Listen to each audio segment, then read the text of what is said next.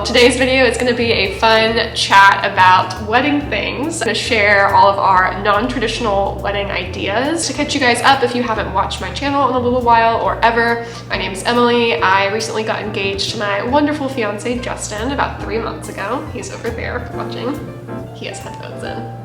We met on New Year's Eve of 2022 and we are getting married New Year's Eve of this year. And coming together to decide how to plan our wedding and what was important to us to have included, we came up with several kind of off-the-wall, different, unique ideas that we are planning to incorporate into our ceremony, into the reception, and just the whole wedding experience and weekend in general. If you are planning a wedding or just into wedding things, or several of my friends who are devoted fans watching these videos, this video is fun for you and gives you some fun ideas or gets you excited about planning a wedding. So let's get into the ideas. One of my very first things that I was like, Justen, we have to do this for our wedding. I got it from a friend of a friend who had recently gotten married, and she recommended having a private dinner.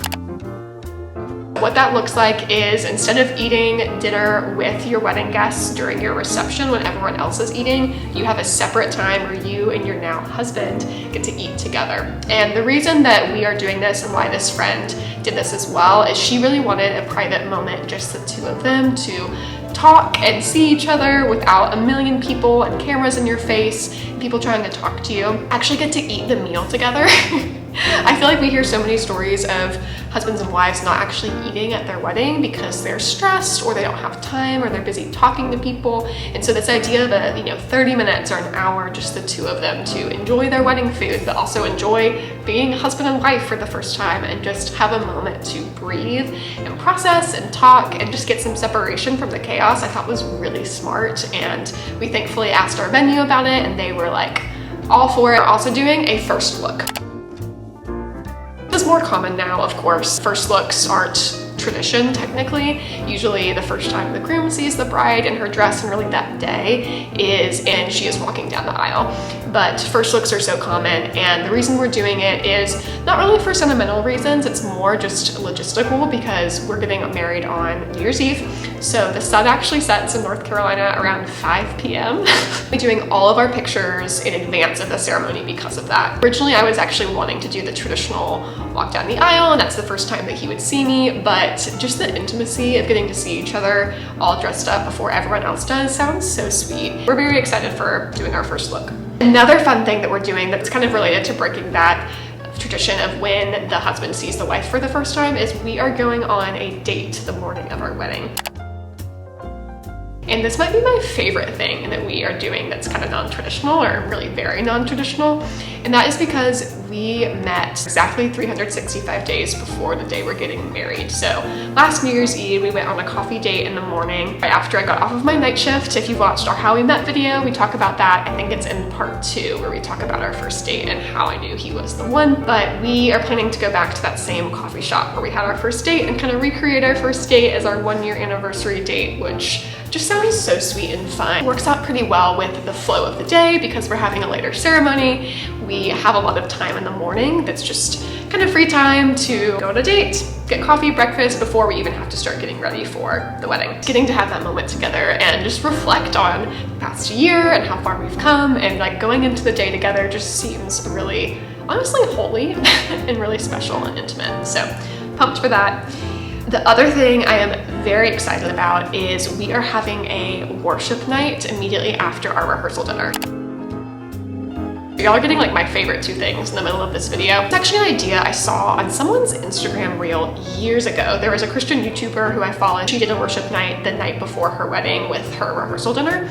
And I'll have to go back and look and see if I can like give her credit for that idea. We are going to have friends be a part of the worship team, and it's going to be this beautiful night of praise and joy as we just honor God for the work he's done in Justen and I's lives and in the lives of our family and friends and just our community, bringing us together and supporting us as we prepare for marriage. I really just want that to be a beautiful pause before we go into the chaos of the wedding day, because I know it's going to be crazy and busy and probably going to fly by, but having an evening of even just an hour to stop, reflect, be in God's presence, all enter into corporate worship together, I think will be such a powerful experience. And we thankfully are also having our photographer and videographer get footage of that event. So I'm super, super excited. Can you hear me? What? Can you hear me at all? Oh, I've mentioned you so many times. Me? You are the one I'm marrying. No, you're just a stranger. How did you get here? You're on my couch. That's water. It's time for our first Poppy Pause. Would you like to tell them about the fabulous movie we watched called Rent a Groom? Yes, I believe it is on Amazon, but I say that now and it's probably not gonna be. We'll be wrong. Amazon or Netflix? One of the two. Yeah. But a grandmother is very concerned of her granddaughter. I think it is a grandmother, actually. Anyways, family member. Family member is concerned, and so about what? This woman not having a husband or love, and yes, being so lonely. So she rents a groom from a website called Rent a Groom. What a great marketing idea! If you guys make that business, we should get a cut. And then they act and they're acting falling in love, but then they actually start falling in love. I mean, we don't know how it ends because we didn't finish it. So. We're like a half an hour left, so obviously something terrible has to happen. Obviously. And then they're gonna get back together. Yes, yes. But we don't know that for sure. Maybe they just, something terrible happens and they... I think they fall in love and they get married. But yes, we need to finish it. So go watch Rent a Groom. And by the way, for the record, I did not rent him. He is not from Rent a Groom. He is my actual live fiance, isn't it? Yeah. That's me. Secret's out, you're real. Oh no. Hire you. Unpause. We're back. All right, I hope you enjoyed your first Poppy Pause. A couple other things we're doing. We're not doing a bouquet or garter toss. This is more like a personal thing for me, and no judgment if you guys have done a bouquet toss or a garter toss or whatever it's called. I just think it's kind of gross. I'm really against the bouquet toss. It's more of the garter toss. I told Justin what this was because he hadn't heard of it before. I described it to him. He was like, what the heck is that? Like, save that for the honeymoon. I mean, we don't need to see you up under someone's gown in the middle of the wedding. And we're having a pretty big wedding, and so I just would never in a million years feel comfortable with him like going under my dress in front of my parents. Yeah, especially because this goes into the next one. We are waiting to have sex until we're married. And so he has not been up under there at all in any way. And I do not want the first time to be in front of like 200 people. So I'll be doing that, and we're not doing a bouquet toss just because I feel like if you do a bouquet toss, you kind of should do a garter toss. I don't know, I don't really have an emotional attachment to a bouquet toss, honestly. I also don't want it to feel like, oh, my single friends are like being called out or made to feel weird or anything. And I think it's like a fun extra thing. I don't have super strong feelings about it, but we're just not doing it. The other one is we are having both of our pastors marry us. We go to a church where husband and wife co-pastors, Ike and Sharon Miller, shout out. They co-lead and co-pastor our church in North Carolina. And so we wanted them to both marry us together. So we're not just having one officiant, we're having two.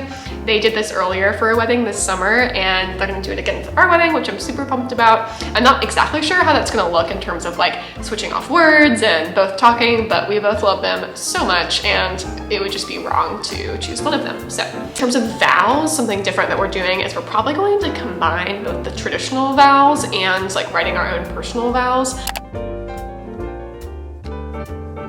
I love the traditional wedding vows. I can insert them here for anyone who's not super familiar with them, but it's like, you know, until death do us part, like in sickness and in health, for better or for worse. I just think there's something really powerful about reciting a vow that hundreds of thousands of people have said for so long before. I should probably fact check myself and see when those vows were like officially a thing. But a lot of people have said those vows. They're kind of stepping into a piece of history by reciting the same vow that so many people have said before. I grew up in a United Methodist church, and so I'm very familiar with saying like the Apostles' Creed or the Nicene Creed, and find a lot of just peace and reverence in reciting things like that. So I think that would be really meaningful, but we also would like to add our own personal touch. So I'm sure we'll do something like we have our personal vows that at the end of those vows we say, the traditional ones. So kind of doing a combo vow situation. Last thing on our list is actually kind of a surprise, but I did decide to go ahead and just share it on this video because it's really fun and probably one of my favorite unique ideas that I did come up with. I was hesitant to share this just because I know some people who are coming to our wedding are gonna watch this video, but not our whole guest list, so it'll be fine. Our surprise unique thing we're doing is we are going to have a wall at our wedding that is going to be for prayer requests and New Year's resolutions.